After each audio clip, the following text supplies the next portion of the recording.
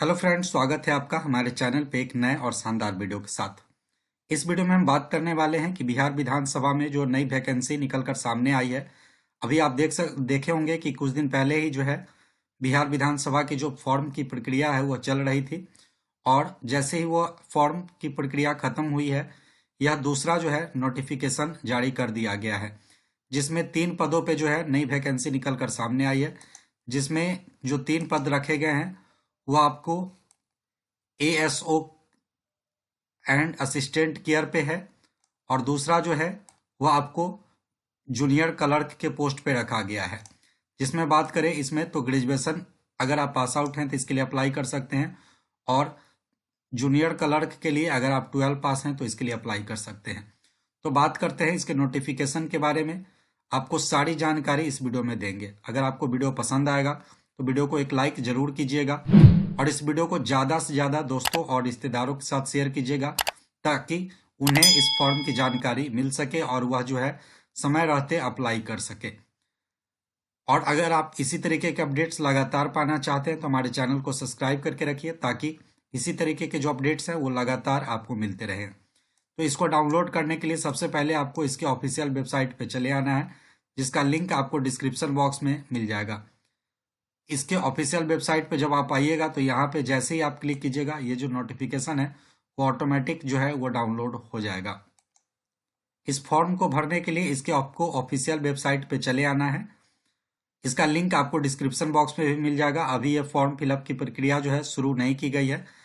बात करें इस फॉर्म के भरने की, तो ऑनलाइन आवेदन की जो प्रक्रिया है वह 29/1/2024 से जो है आप इस फॉर्म को भर सकते हैं। और वहीं ऑनलाइन की अंतिम तिथि की बात करें तो 15/1/2024 तक जो है आप इस फॉर्म को भर सकेंगे। और वहीं परीक्षा शुल्क की बात करें तो इसका जो अंतिम तिथि है वह 17/2/2024 तक जो है रखा गया है। अभी जिस फॉर्म के बारे में बात कर रहे हैं उसमें सहायक प्रशाखा पदाधिकारी एवं सहायक अवधायक पद की जो है भर्ती है वो निकाली गई है, जिसपे ऑनलाइन जो है ये फॉर्म भरा जाएगा। और वही वेतन की बात करें तो 7 स्तर की जो है वेतन वो आपको देखने को मिलेगी। 44,900 से जो है आपका वेतन स्टार्ट होगा। 1,42,400 तक जो है वो आपका वेतन जाएगा। वहीं बात करें दूसरे पद के लिए, जो सहायक अवधायक की पद है, तो उसके लिए जो है वेतन 4 की जो वेतन है वो आपको मिलेगा। 25,500 से स्टार्ट होकर 81,100 रुपया तक जो है वो आपका वेतन जाएगा। वहीं आपको डेट के बारे में पहले ही बता दिए हैं कि 29/1/2024 से जो है ये फॉर्म भरा जाएगा, और 15/2/2024 तक जो है इस फॉर्म का लास्ट डेट रखा गया है। तो इस नोटिफिकेशन को आप एक बार अपने स्तर से भी डाउनलोड करके चाहिए तो पढ़ सकते हैं। वैसे इसमें आपको कंप्लीट जानकारी देखने को मिल जाएगी। और टोटल अगर पदों की बात करें तो इसमें जो है टोटल सहायक प्रशाखा पदाधिकारी में जो है टोटल पदों की संख्या जो है वह 50 रखी गई है। आरक्षित इसमें 0 है।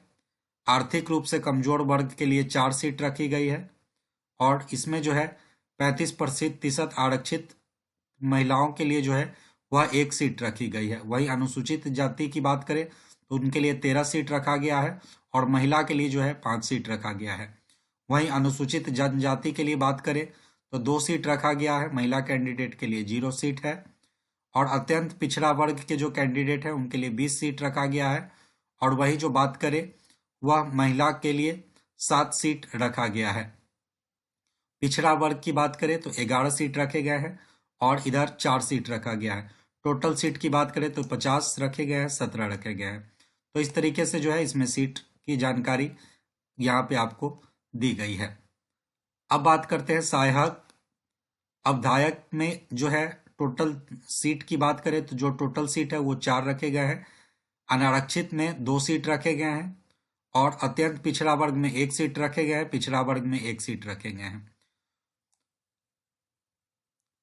अब बात करते हैं कि शैक्षिक योग्यता की। तो शैक्षिक योग्यता में जो है उपयुक्त पदों के लिए ऑनलाइन आवेदन भरने की अंतिम तिथि तक अभ्यर्थी को राज्य सरकार या केंद्र राज्य सरकार द्वारा विश्वविद्यालय से स्नातक या सक्षम कक्ष उपाधि होनी चाहिए। मतलब क्या कि अगर आप ग्रेजुएशन पास रहेंगे, जब आप आवेदन करने का जो अंतिम तिथि है उस अंतिम तिथि तक अगर आप जो है ग्रेजुएशन पास हो जाएंगे या हुए हैं तो आप इस फॉर्म के लिए एलिजिबल है, आप इसके लिए अप्लाई कर सकते हैं।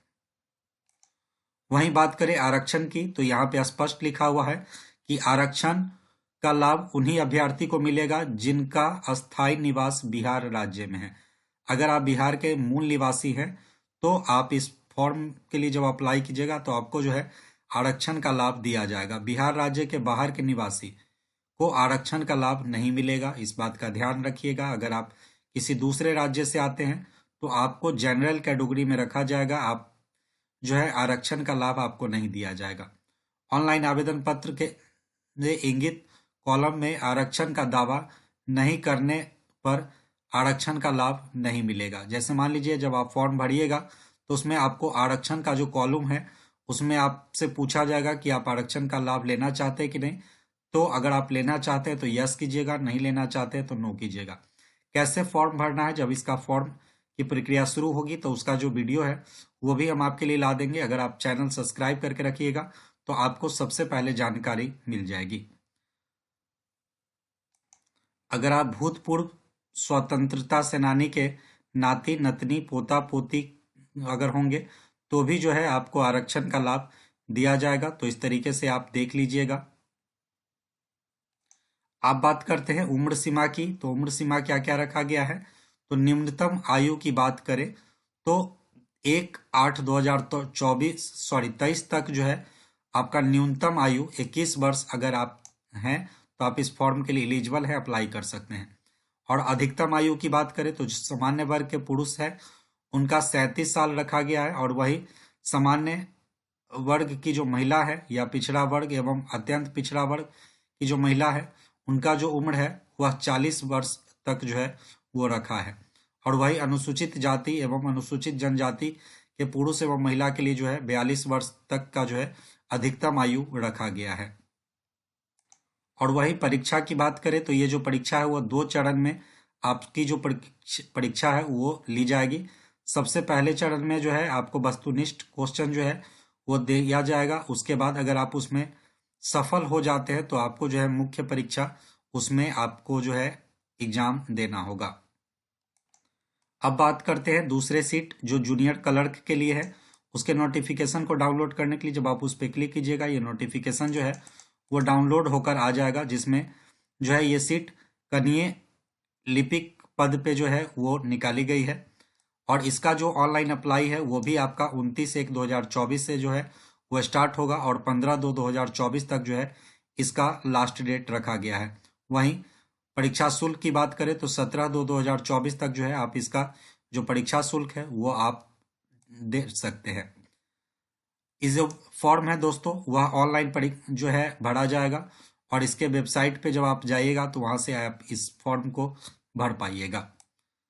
वही बात करें इसमें टोटल जो सीट्स रखे गए हैं या वेतन स्तर की, तो वेतन स्तर जो है 2 आपको देखने को मिलेगा। 19,900 से आपका जो वेतन है वो स्टार्ट होगा और 63,200 तक जो है आपका जो है ये वेतन देखने को मिलेगा। इसके बाद बात करें कि टोटल सीट्स की, तो इसमें जो है टोटल सीट्स 19 रखा गया है। आरक्षित महिला के लिए जो है 5 सीट रखे गए हैं, अनारक्षित के लिए 2 सीट है, आर्थिक रूप से कमजोर वर्ग के लिए 1 सीट है, अनुसूचित जाति के लिए 5 सीट है, और इधर महिला कैंडिडेट के लिए 2 सीट रखे गए हैं। अनुसूचित जनजाति के लिए 0 सीट है, अत्यंत पिछड़ा वर्ग के लिए 7 सीट्स है और इधर 2 सीट रखे गए हैं। उसके बाद पिछड़ा वर्ग के लिए 7 सीट है और इधर 1 सीट रखे गए हैं। इस तरीके से जो है सीट की संख्या रखी गई है। यहाँ पे स्पष्ट लिखा हुआ है कि पदों की संख्या घट या बढ़ सकती है, तो ये जो संख्या है वह बढ़ भी सकता है घट भी सकता है, तो उसमें जो है ये फिक्स अभी आप नहीं कह सकते हैं। वहीं शैक्षिक योग्यता की बात करें तो ऑनलाइन आवेदन करने की अंतिम तिथि तक अभ्यर्थी राज्य सरकार या केंद्र राज्य सरकार द्वारा मान्यता प्राप्त इंटरमीडिएट अगर आप पास आउट हैं तो आप इस फॉर्म के लिए एलिजिबल है, आप इस फॉर्म को अप्लाई कर पाएंगे। वहीं उम्र की बात करें तो न्यूनतम जो उम्र है इसमें 18 वर्ष रखा गया है, और अधिकतम उम्र की बात करें तो जो सामान्य वर्ग के पुरुष है उनकी उम्र 37 साल रखी गई है। और सामान्य एवं अनारक्षित महिला, पिछड़ा वर्ग एवं अत्यंत पिछड़ा वर्ग की जो पुरुष एवं महिला हैं, उनका जो उम्र है अधिकतम 40 वर्ष रखा गया है। वहीं अनुसूचित जाति एवं अनुसूचित जनजाति के जो पुरुष एवं महिला है, उनका उम्र जो है वह 42 वर्ष जो है वो रखा है। वहीं आरक्षण की बात करें तो जो अभ्यर्थी बिहार के मूल निवासी हैं, ठीक है, उनको ही जो है यहाँ पे आरक्षण का लाभ दिया जाएगा। बिहार राज्य के बाहर के जो निवासी होंगे या अभ्यर्थी होंगे, उनको जो है आरक्षण का लाभ नहीं मिलेगा। जो भी बाहर के छात्र इसके लिए अप्लाई करेंगे, उनका जो है जनरल कोटा में जो है उनको रखा गया जाएगा। और वहीं ऑनलाइन आवेदन पत्र जो है इंगित कॉलम में आरक्षण का दावा नहीं करने पर आरक्षण का लाभ नहीं मिलेगा।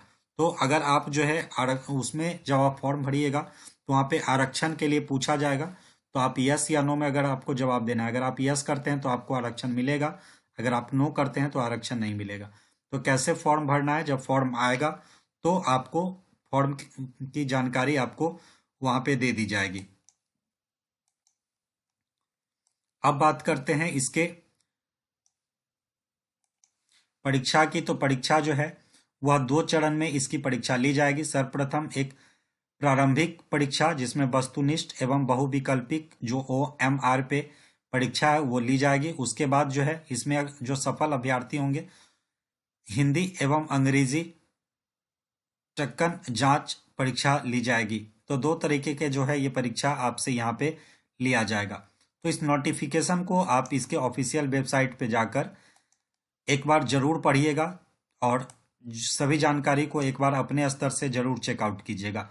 इसका ऑफिशियल वेबसाइट है vidhansabha.bih.nic.in।